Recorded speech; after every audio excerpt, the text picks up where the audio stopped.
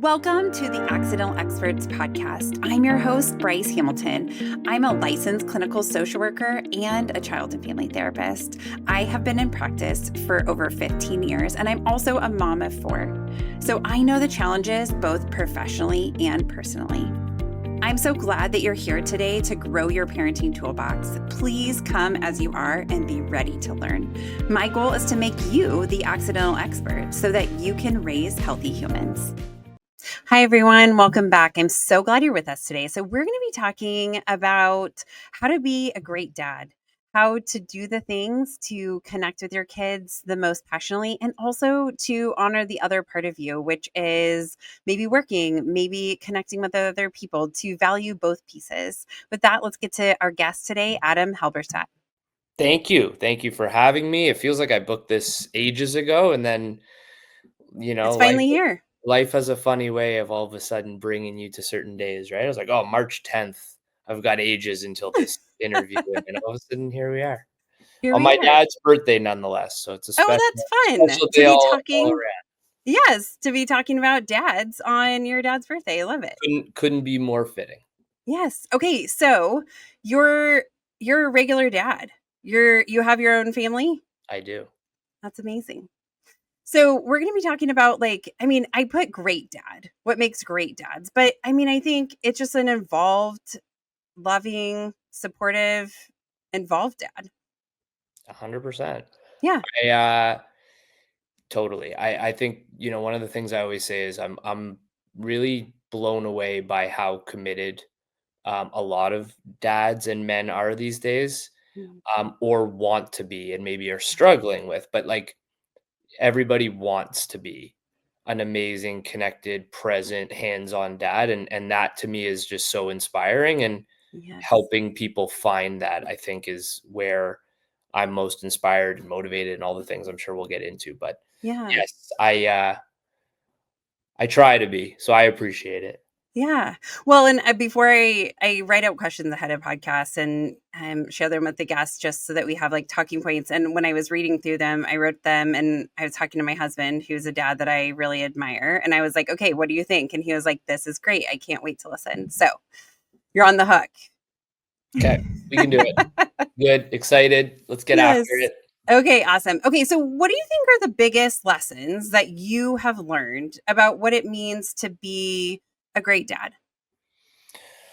Ooh, so many. The biggest, I think, lessons that I've learned, I think it's an ongoing journey, obviously, right? I don't think I've learned every lesson, but I think, when we say being present, Mhm. I think there's like varying different interpretations of presence, but presence truly is like no cell phone, no distractions, no TV.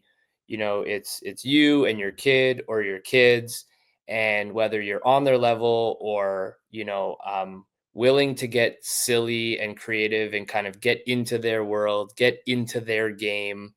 I think that's such a big thing, and kind of involving them in your life in the way of, not just kind of feeling like you got to do these big grand things to be a great present dad, but Mhm. just um showing them what life is in terms of, like, at least for me, and I document about this stuff all the time on LinkedIn, but like going to the grocery store, unloading the groceries, folding the Mhm. laundry, like things that, you sort of just, as you get older, you appreciate that that's what we all have to do. But when you can weave that in and be present and have music on in the background and kind of just, that's all they know, Mhm. then that's where that like really deep connection starts to formulate, right? And I like to think that I've always been very empathetic.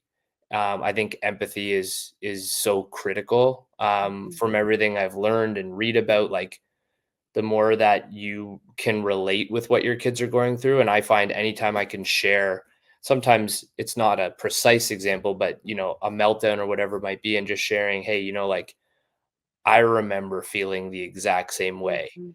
and then telling a quick story about that, like, there's just something like super powerful to your kids about that. Mhm. You're not just this like adult that knows everything, but you've sort of been there, done that too. Yeah. Hopefully all this is helpful. I don't even Yeah. remember the initial question, but Well, just about what you've learned about what it truly means to like show yeah, up for your kids. And you're I saying think being it's present, be be real. present. I guess the best way of saying it is, everything I'm doing on a day-to-day basis right now of trying to create a career that works on my terms Mhm, is a direct answer to your question you're asking me, which is like, I want to be able to, for as long as my kids want me around and are young, to be there every step of the way. And if that means shutting down early to go pick them up from school and then be able to go to the park for a couple hours because I don't have mhm, to rush right back home to get on another meeting.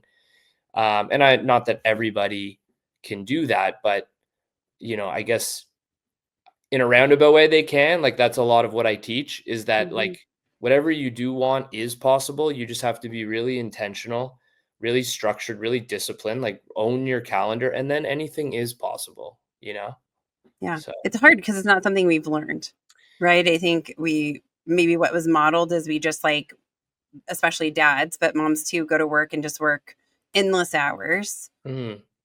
And Yeah, then that's what you do. That's what being an adult looks like. yeah, 100%. We think that it's grind, grind, grind, make as much Mhm, money as possible. Money opens up the door for vacations and trips and nice schools and extracurriculars, and that's what you do, right? mhm, And somewhere along the way, we all just kind of fell into that way of thinking, society.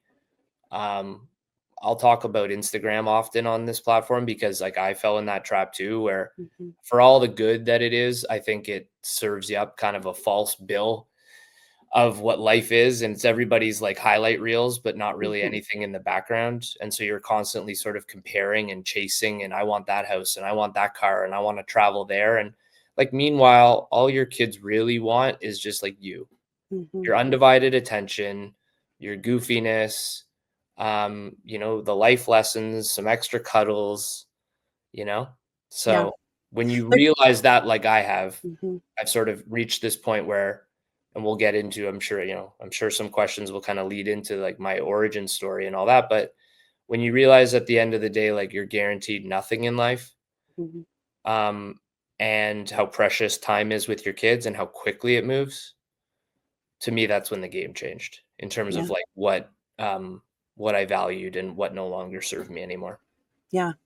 Well, and I think kids are really actually simple. And even like the teenagers who say that maybe they don't want you around or like don't embarrass me or whatever, like you coming to everything is so embarrassing. And it's like they don't really think that, right? Like as a therapist, I get to hear maybe the other side of that. And they're like, I'm so thankful that my parents show up or my dad's there. My dad's never missed a game.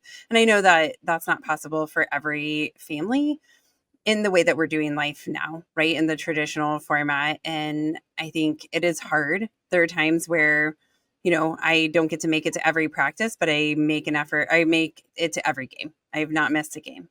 Right. And so it's like for me, that's what's important is that part. But like I like going to practices, but I could value that more. But I like this idea of like we can own our calendar because I think so often we feel hostage to so many things that are happening in our life. And then life just like goes by and then you're like, where did it go?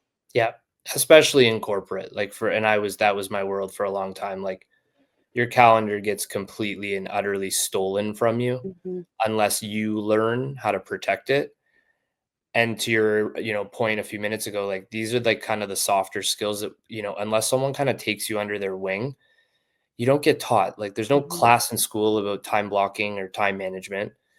There's not even a class or topic about that when you get into the workforce. Like you have to just kind of fall into a great set of circumstances to be shown that. And that's exactly what happened. I was at a summertime conference. I was working in sports, and all the teams get together every summer to kind of share best practices or whatever it might be. And there's always a keynote, and the keynote kind of had a set of modules, and one of them was on, and I have it right in front of me because I found it when I was cleaning up, and it was a module just on like time management and figuring out exactly what every minute of your time is worth if you take into mhm, account like what you earn and do all the math. And then that way you can actually think about and quantify all the time you're wasting on things that are actually not driving outcomes and success in the way you would actually want if you were to mhm. like zoom out.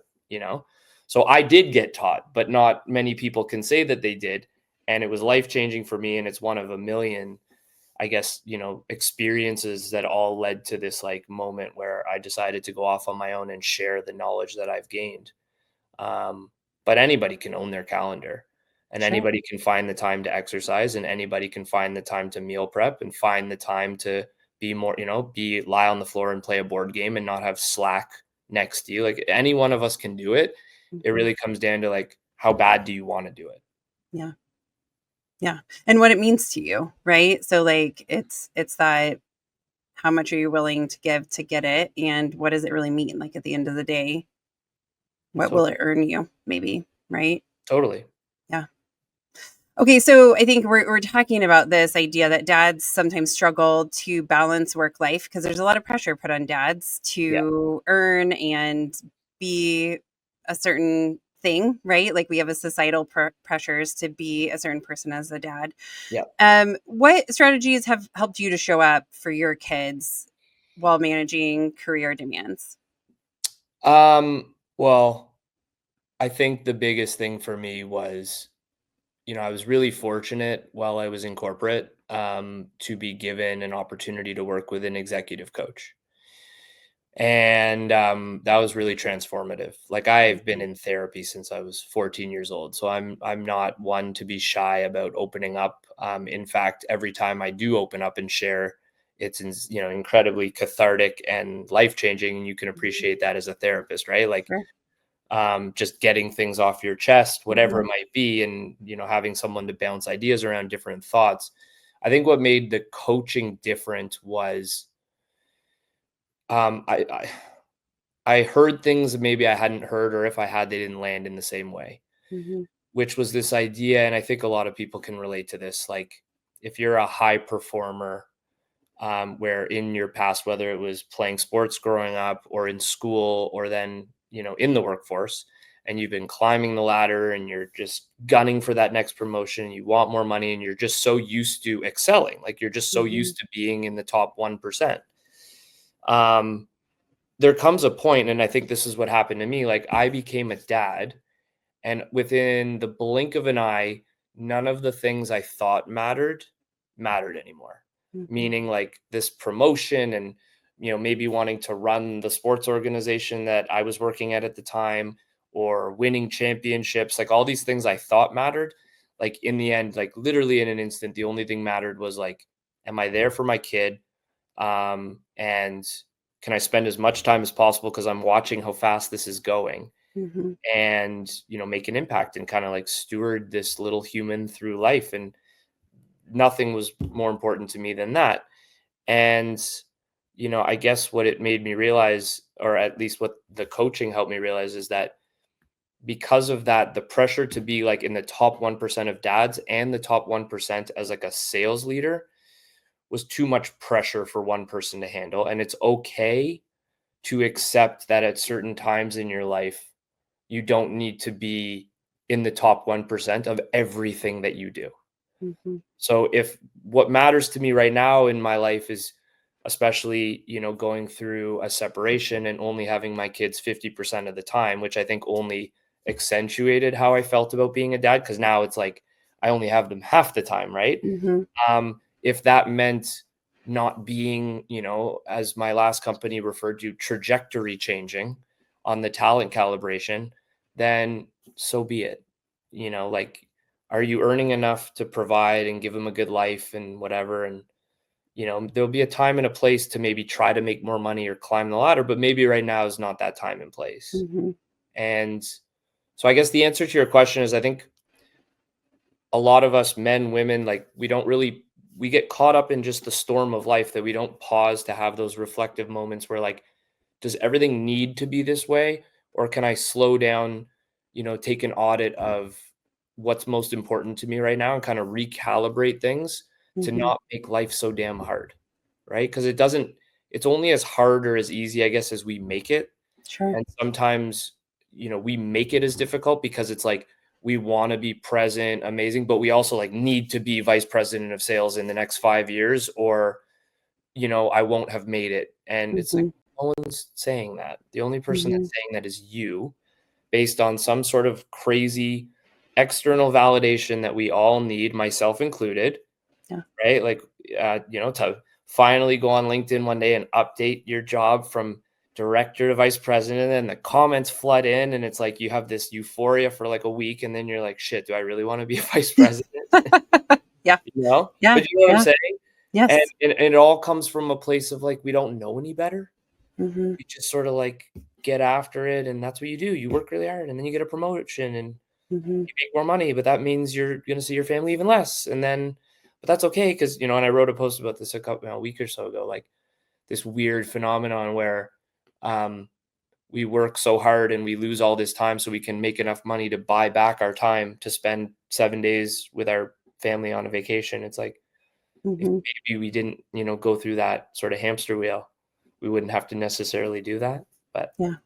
Yeah. anyway, I Well, do. and I get I pretty think, passionate about this stuff. yeah, no, it's amazing because I think really we see people maybe passionate on the other side about climbing the ladder, about meeting our full potential and doing it right now. That we often sacrifice, I think, a lot of time with our kids, and we are willing to do that because we feel like, okay, at some point we're going to get that time back. And I was reading a post the other day on LinkedIn, and I can't remember who posted it, but they were talking about how we work for retirement, and how, like they know of so many people that have died within a year of retiring. Yeah, And so, and it's crazy to think about that you work so hard and never get to really enjoy the moments for this future that you might 100%. have. That's exactly like we're guaranteed nothing. Hmm. Should you still plan for retirement, make sure you're saving a little bit for retirement, 100%.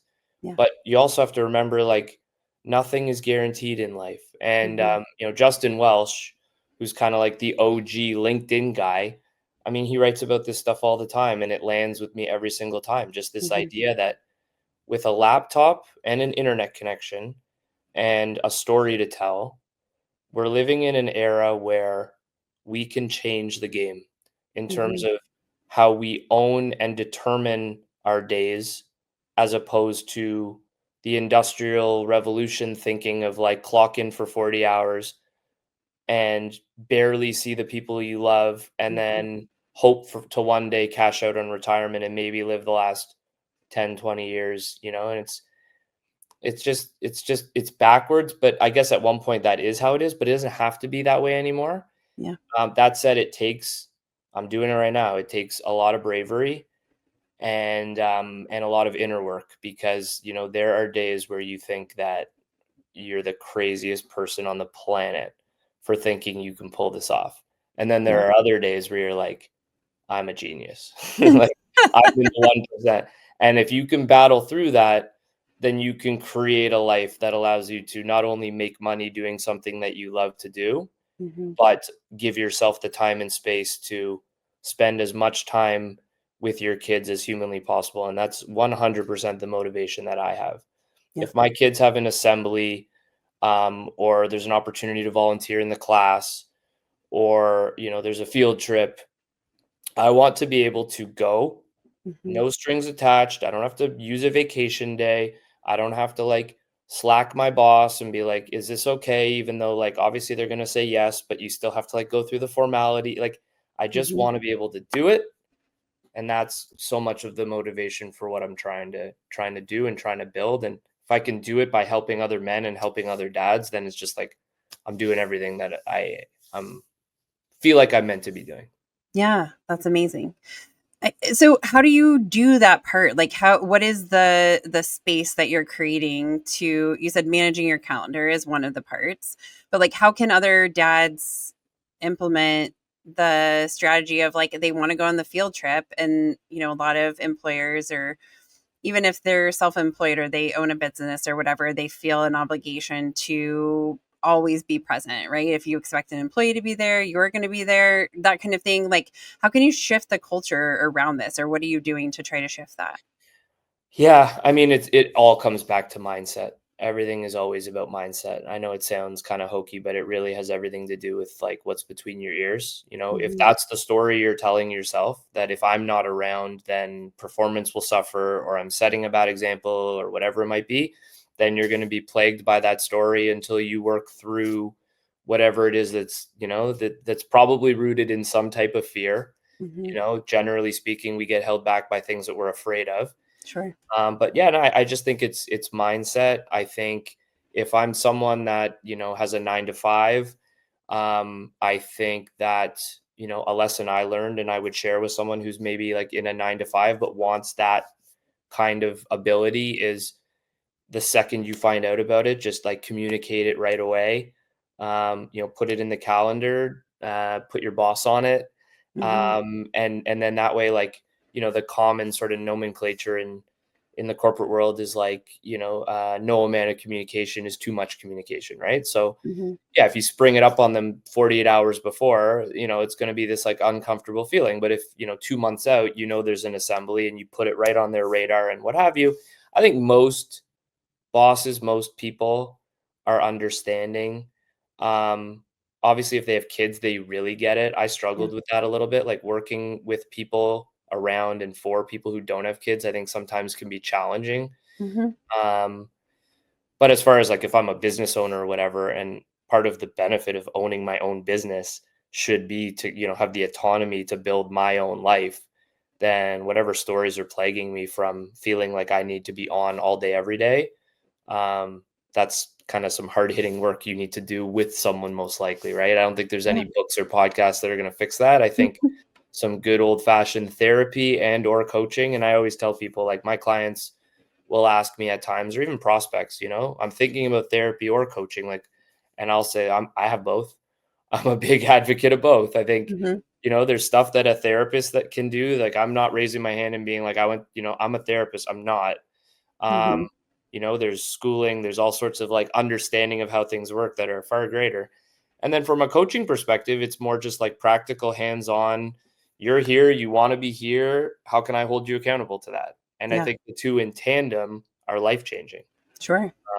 So I guess in short, if that's a reality you want to live, and currently the most you're doing about it is listening to a podcast once a week, then like the answer is probably raising your hand and asking for help. Yeah. Yeah. Which I think sometimes is hard for everybody, right? But especially men can struggle with asking for help. How Yes. have you navigated that in your life? What has led you to be so willing to engage in therapy or coaching or getting help where you need it?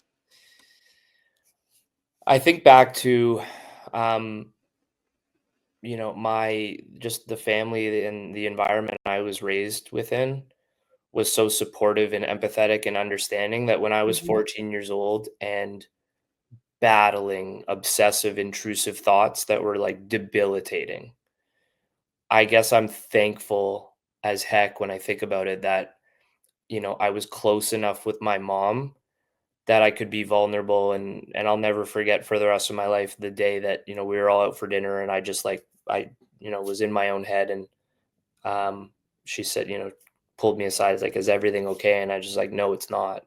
Like, I need some serious help right now.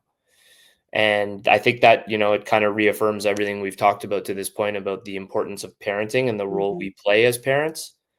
The fact that, at a teenage point in my life, I was comfortable enough with my own mom to say, I need help, Yeah. I think is what kind of opened the floodgates, right? And then from there, just through therapy and everything that came with it, and how powerful it was every time I'd leave a room having just gotten everything off of my chest. I think it was just kind of life changing. Mhm. And I never really looked back. Um, and so I guess that's, that's the answer. Mhm. Is I was raised by just a supportive, in a supportive household that I was never judged, I was never critiqued. Showing emotion was never an issue. Yeah. Well, and I think there's a lot of families that I don't know that I can say they don't value emotions. It's just that they don't know what to do with them, right? It makes the parents uncomfortable to have their kid having feelings. So they just want to like fix it or stop it because it's dysregulating something in them. So what do you think? I mean, that's a therapy thing for sure. Like if you're getting dysregulated by your kids, like visiting a therapist, figuring out, getting in tune with yourself to say, like, what is that about? Like, why does that happen? Is pretty powerful to do that work. And so I think, what do you think dads can do to support their kids emotionally? What do you think are the keys for dads to get into the grind? Because sometimes it seems to defer to like a mom job, or Yeah. like moms handle the motions, dads do the playing, or whatever it is that is said. Yeah, it's funny. It's you would agree with this. I'm sure you as a therapist read about this concept that like we end up parenting the way we were parented. Hmm. And so for that reason, most of us were parented like that our dad and mine was kind of like this, where it's just like that's not a reason to cry and things of that nature. And so like, he wasn't necessarily the go-to when you were kind of hurting emotionally, right? Hmm. Um I think what attracts a lot of the men that I work with to me is just the vulnerability that I have around everything I've gone through and this idea that getting help, asking for help, realizing that you're far from the only one, I think is very empowering. Because ultimately, I think the answer to your question is to work with someone that can help you understand for yourself why it is you get to that place so quickly. I think Hmm. the common theme in my clients is I snap at my kids and I feel terrible about it and I don't even know why that happens. And it's Hmm. I'm not the therapist, so I'm not gonna like go, do all the, the deep diving. But what I can relate to is when you're miserable in your job, when you're stressed out, when you're not taking the time to exercise and move your body and feel good, then that energy is going to come out in some way, shape, or form. Sure. And when you're little buggers who aren't even like far from big enough to like be able to like process the things that are bothering them and have a tantrum or a meltdown or whatever, it's just like you will snap. Hmm. Because for even me, like I'm empathetic and patient and all these qualities, like I still have my moments where I'm about to like blow a gasket. So and then in those moments I'm like, I totally get why like the average man starts yelling and screaming and then Hmm. immediately comes down from it and just feels terrible about it. Yeah. Um, I get, the best answer I could give you is, and I talk a lot about this is like, if in your current reality today you are not prioritizing yourself, your own needs, meaning taking the time to exercise, taking the time to just kind of be within your own thoughts, whether that's meditation or yoga or something that just waking up at 5 and having coffee before the house, like everyone has a different way of doing it. But if you're not doing any of those things, Hmm. then the amount of resentment that you are just going to feel towards your life is going to start coming out in nasty ways that is probably not a reflection of you as a person, but just a reflection of where you are in your life. Sure. And the only real way to make changes on that is to raise your hand and say, like, I don't like this version of me. Hmm. And I need someone to hold me accountable to doing things differently. I don't even know the answer today, but once I find the answer, I need kind of a buddy or a group of people that are Sure. gonna hold me accountable, Hmm. because then from there, I think anything is possible, and any Absolutely. dad can be the emotionally supportive, patient, calm, empathetic, right? I mean, in addition to all that, there's I read, Dr. Becky's Good Inside, Hmm. so Yes. a lot of I'm the type of person that when I see something, I go out and I get after it, so if someone says I want to be this way and it's like, well, what was the last book you read on it? And it's like, well, I don't. I mean, there's probably some lower hanging fruit Hmm. before even just jumping to like, getting help per se. But I guess what it all comes down to is like, are you willing to like get out of your comfort zone and do something different? Or are Hmm. you just going to kind of stay in your lane and hope for the best? I think a Yeah. lot of people kind of hope for the best. Yeah. Yeah. And that really proves to do not much, right? We continue where we are. I think about some hard things that I've gone through in life, and like sometimes the body doubling, where somebody's just there with you, like even though they're not doing the thing you're doing, but they're just like at the table and you're at the table because you're studying or whatever. Those moments are helpful. excuse me, and having a coach or somebody to hold you accountable is such an important part. And when it's not your partner, because like that can build resentment, right? It's a different feeling to have somebody that you're like paying, right? Or is like this is their job, right? Like you can Yeah, put them in that space to do that. And it's 100%. helpful to have somebody to like hold you accountable, like my And personal ask trainer. and ask the hard-hitting questions. I don't mean to Yes. interrupt, but I think, No, like, yeah. it's the questions you get asked that you don't want to get Mhm. asked Mhm. that force you to answer the things you really don't wanna answer Yeah. that formulate the greatest change. Mhm. And if it's your wife or husband asking those questions, you're gonna get angry real fast. Yeah. It just but when it's someone objective that truly, is asking these questions from a place of love and wanting what's best for you, Yeah. that's where the game really changes. Mhm. And I was lucky enough, I suppose, that, this coaching was kind of given to me by Mhm. a great company. But truth be told, there's probably a lot of people who work for a lot of great companies where there's free executive coaching available, and all they need to do is raise their hand and say, "I'm in," and they don't. So, Mhm. right, it's as much as it was available to me, I also saw the benefit. And, Sure. I think that's my inspiration every single day for, I've been now, pretty much hit post every day on LinkedIn since August 1st, and it doesn't feel like a job, yeah, to me. And Mhm. I think the motivation is if one or two men a day are inspired by it and are willing to either reach out or come to a workshop or book a call or whatever it might be, then it was worth it. Yeah. Because, it doesn't take much to change your life. Mhm. You just sort of, I guess, some days you get hit in the feels in a certain way and it speaks to you and you finally choose to do something about it. You're just that fed up with the status quo. Yeah. Yeah. Well, and I think that relates to how we show up for kids, for them to, because you might be a parent who's totally available, but your kid's just not, saying like, okay, yeah, I want, I want this. Right. And so I think it's like being there, being present, asking the questions, even if they're not answering them. But when they're little, they want to. I Yeah. mean, my kids would literally, if I would ask them questions, I mean, they would be like, all day, just talk about it all day. They have so many thoughts and feelings and whatever about everything. And, which is great. But I think it's just about, being able to like know your emotions, talking about those with your kids too helps, right? And then being there to kind of coach them to look at your job as a parent is both a parent and a coach. It's different. 100%. It's Yeah. funny, being a parent is so similar to leading a team in corporate, Hmm. and it's so similar to being a coach.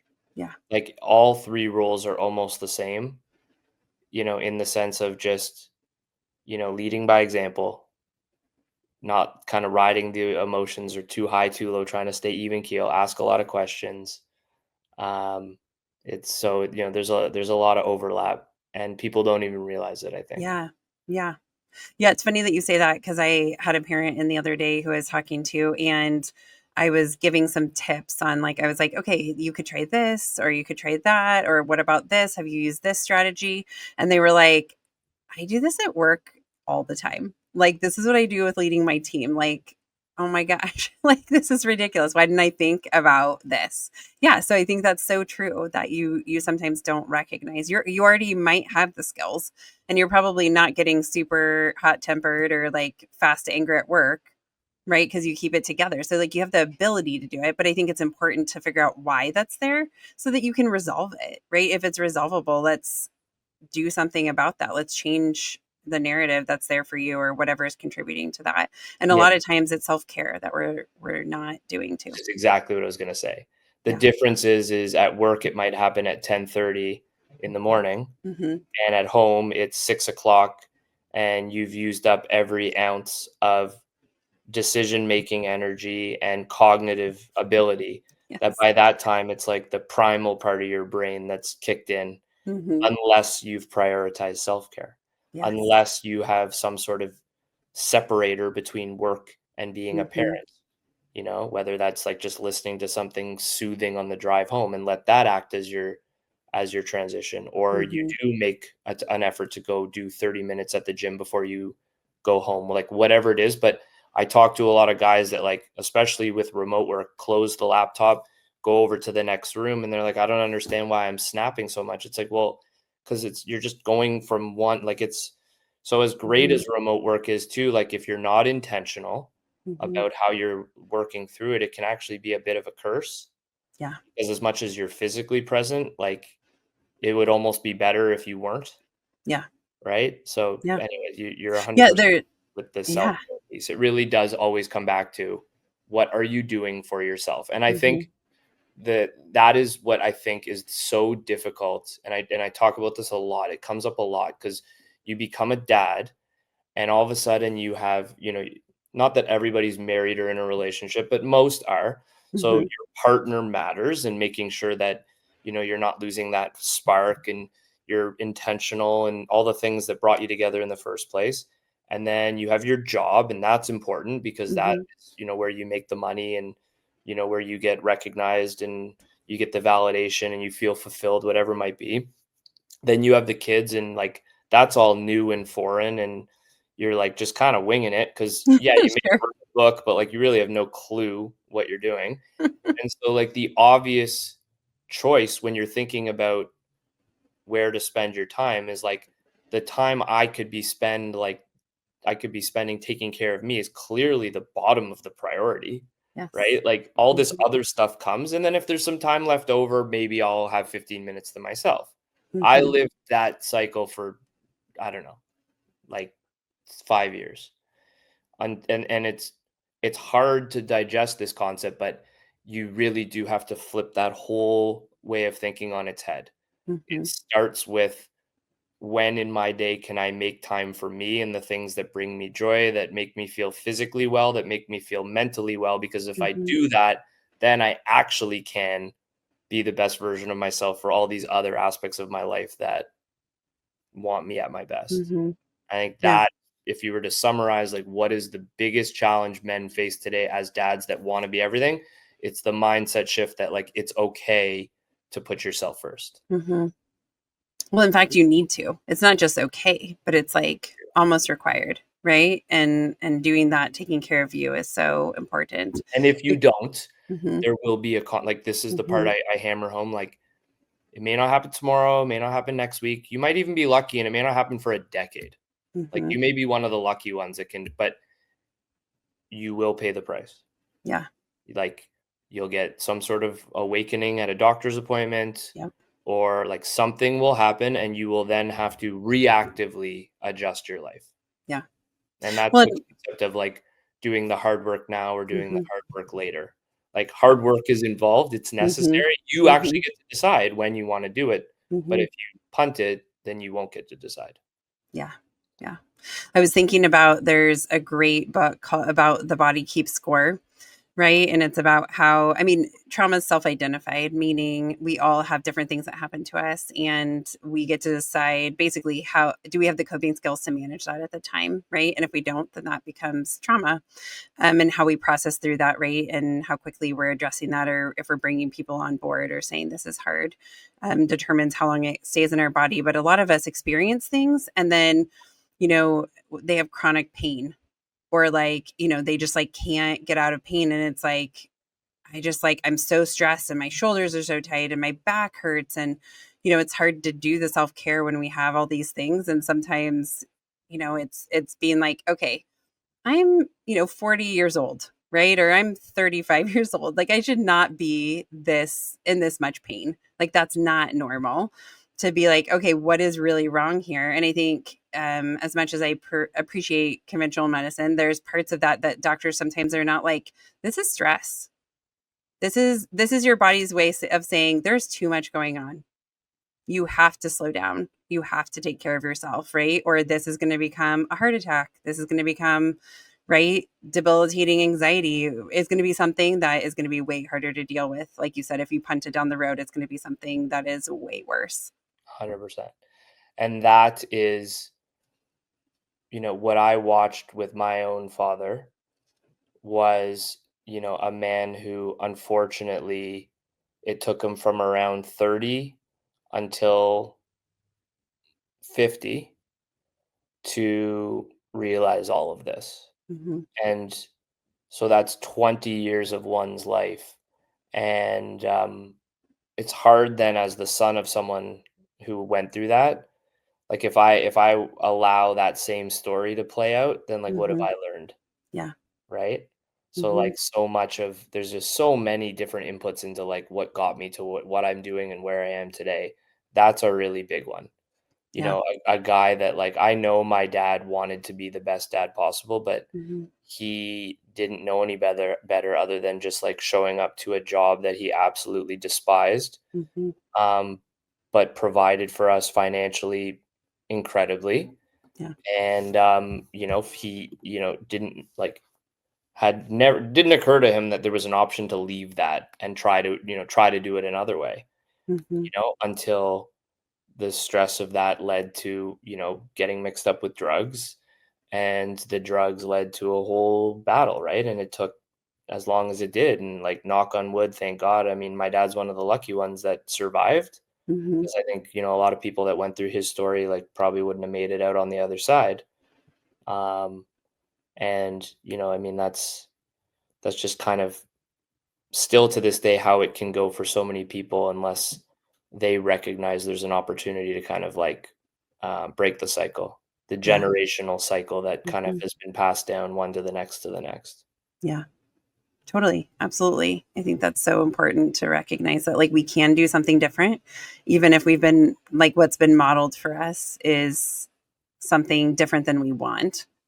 There are ways to create it to be what we would like it to be and work towards that. It may not be as easy as just like being like, okay, I quit this job and Oh whatever. yeah, Like it's so much more complicated than that, of course, of but course. that there are options, right? And there are choices and there are companies that are function differently, or maybe it looks like going out on your own, or maybe it looks like changing. Maybe it's really what you're doing. You just like this, you thought this is what you were going to love, or this is what your family has always done, or whatever, and maybe there's a different option, a different way to spin it, or you have skills that set you up for something else. I think sometimes we forget that like we can create it a different way. Like we just need somebody to hire us, right? And so like it's a matter of doing something a little bit different, and it might be out of your comfort zone, but you might be like the perfect candidate for this really awesome job. It always comes back to the fear. Yeah. Like there's always the voice, even for this, like what I'm doing now, right? Like on August 1st, when I'm like, okay, I'm going to blaze a path where I'm going to start to, build a business on LinkedIn. And, there's this voice in your head that's like, everybody's just going to start coming after you, like making jokes, this, that, and the other. Hmm. Right. And, it happens, whatever, for 3, 4 days. And then it goes away when people realize like you're not going away. Yeah. Right. And it kind of always comes back to this idea that, the people that are the most critical are the ones that are usually the most jealous and resentful that you have Hmm. the stones to do something they'd love to do. Hmm. And so they try to bring you down to their level. And once you can push through that, like anything is possible. And, so if you're a dad listening to this and you believe you're capable of more, like you are, it's, Hmm. are you willing to do it? Are Yeah. you willing to fail? Are you willing to learn and adapt from the failing?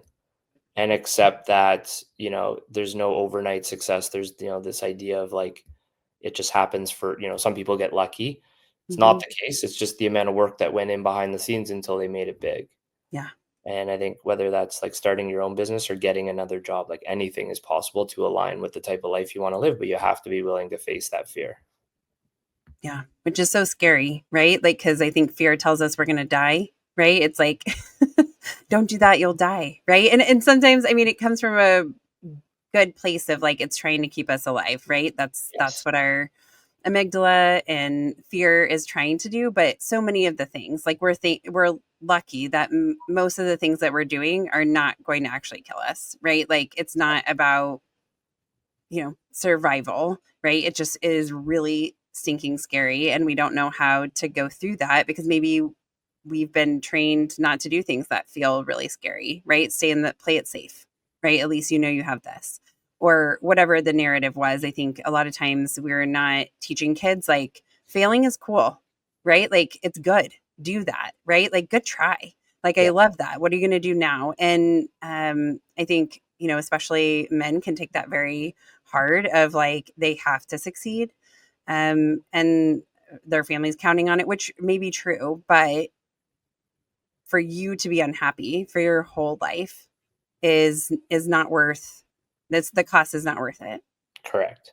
And I think what clicked for me and what I would, if I was coaching someone, what I would do for them because it worked for me is once you clearly articulate the plan B, it's not so scary.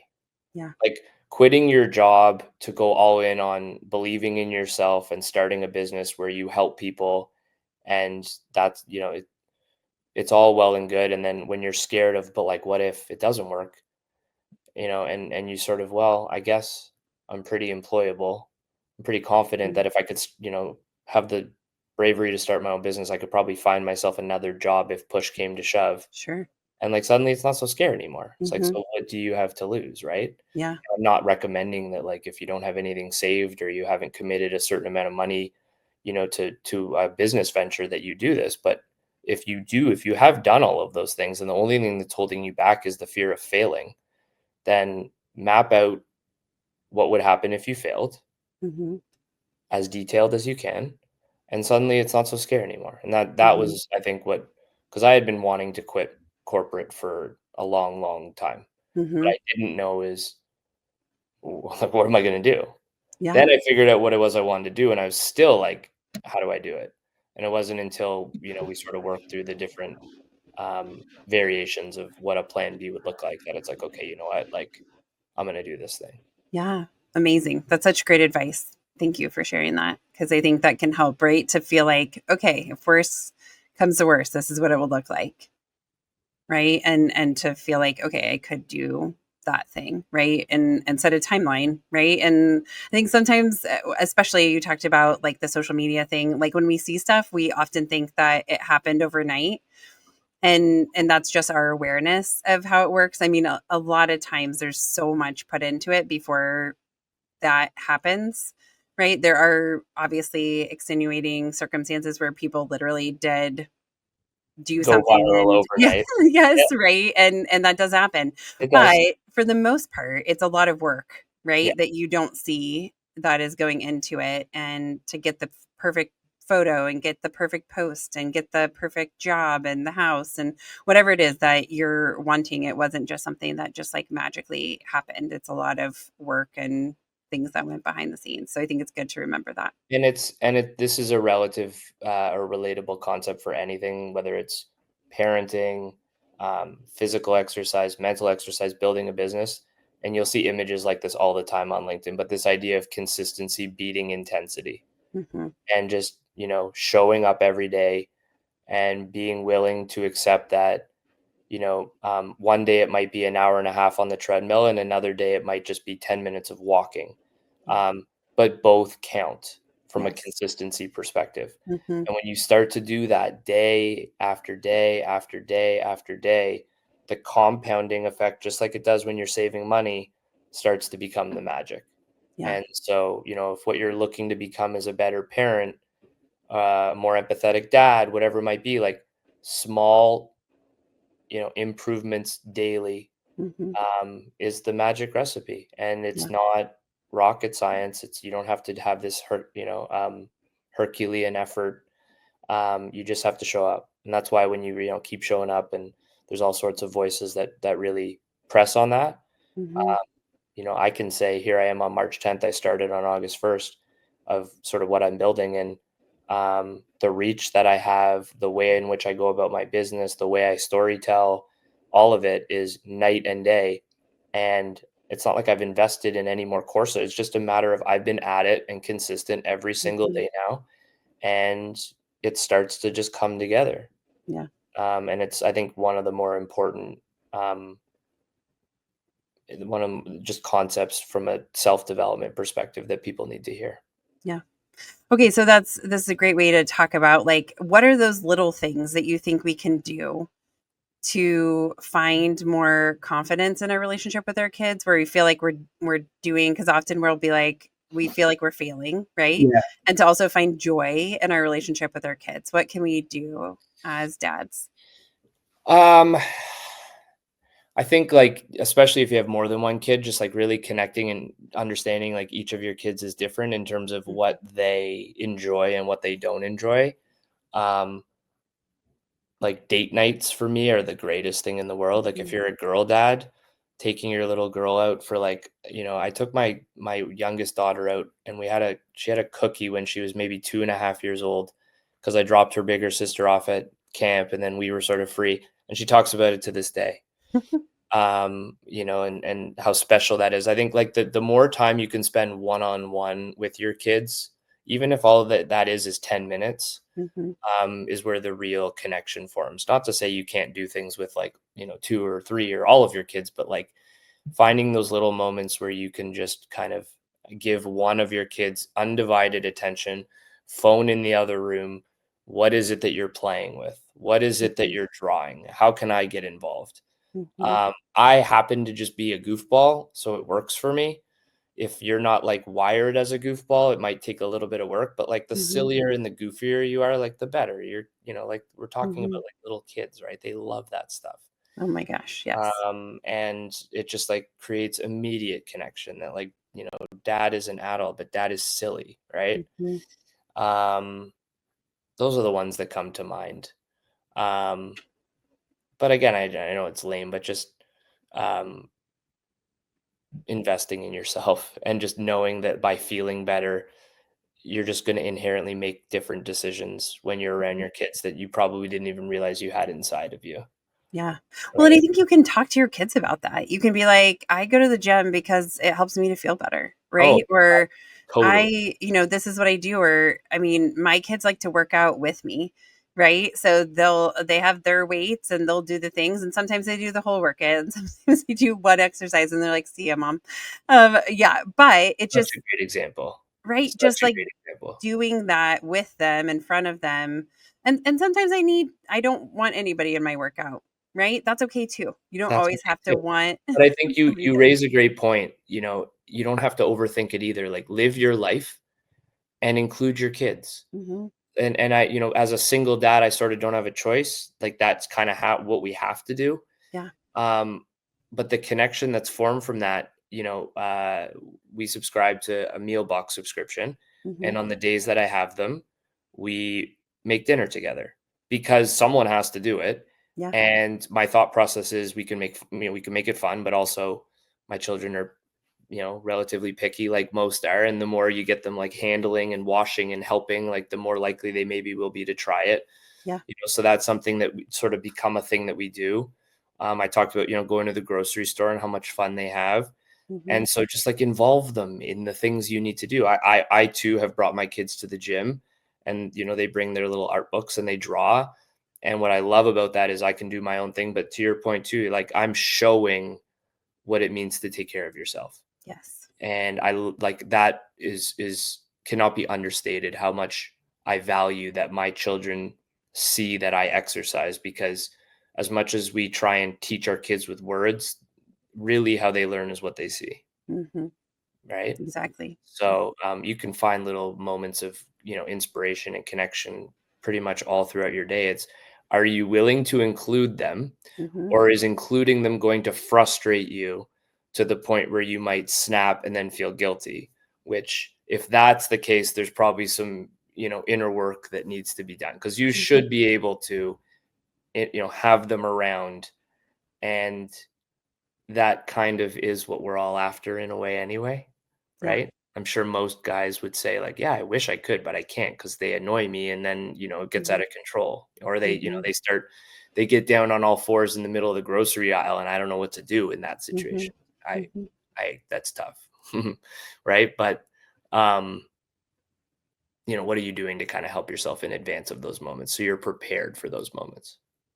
Yes. I think the more that you've like thought through, right? Our kids challenge us for sure. They're forcing us to grow in so many ways.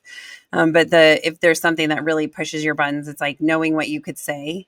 If my kids got down on all fours on the grocery store, I mean, here's the truth: we can wash our hands, we can wash our clothes, right? I don't love it, but they really probably would only do it for a little bit because they would get uncomfortable.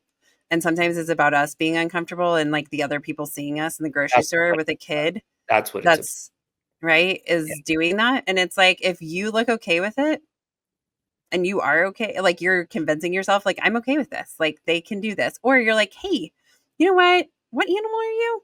I'm a dog. Oh, hey, puppy dog, you know what? Could we do puppy dog stuff when we get home?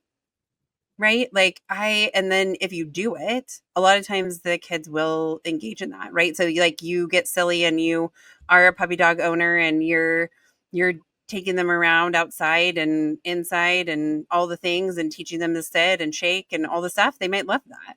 They would think this is so funny, right? And you might swap and take Yeah. turns letting them be the owner and you're the That puppy comes dog. back to the goofball concept, right? Yeah. You're Yeah. you're you're way out of a lot of things is, yeah, the more you can kind of lean into, kids have short attention spans, right? Like I noticed that they might be melting down and then you sort of switch the game up a little bit and they forget why they were even melting down. Yeah. But you said it exactly. It's not, it's embarrassing for some of us when Hmm. this happens, that like we, again, coming back to this like external validation, like the perception in that moment is we don't know how to parent, Yeah. which then triggers some like really deep inner feelings that we may not even know why they're there, right? Hmm. um and so anyways, all to say, we all benefit from therapy and we all Sure. benefit from coaching and we all benefit from just not feeling like we need to go after life alone. Yeah. And men are more guilty than women on this. I think men, and I talk about it in my workshops, like men are, we're wired to like, we should be able to figure this out. Asking for help is weak. Hmm. Or like, I've done this before when I was 23, so I can sure as hell do it now, not kind of giving any time or space to the fact that like life is completely different from Hmm. when you were 23. And Sure. it's okay that you can't do it anymore, right? Mhm, But mhm. there's this like pride, and once you get over all of that and you check your ego at the door, and it's just like, okay, you know what? Like, someone to guide me would be really helpful. Yes, you sure. know? And Mhm. again, life is as hard or as easy as we make it on ourselves. Yeah. You want to try and go after it alone, go upstream by yourself, share nothing with nobody, Mhm. then don't be surprised when it's like really damn hard and Yeah, you're like having a real tough time. yeah. That's great advice. Thank you, Adam. This has been such a great conversation. I appreciate all of your thoughts and words of wisdom. Thank you. Hopefully this was, exactly what you were looking for. Yes, Um, yes, it was. it was good because, Yes. I think, the conversation can kind of take us in so many different areas, but I think at the core, whether it's being a dad or just being a great person, like it really just comes down to your mindset.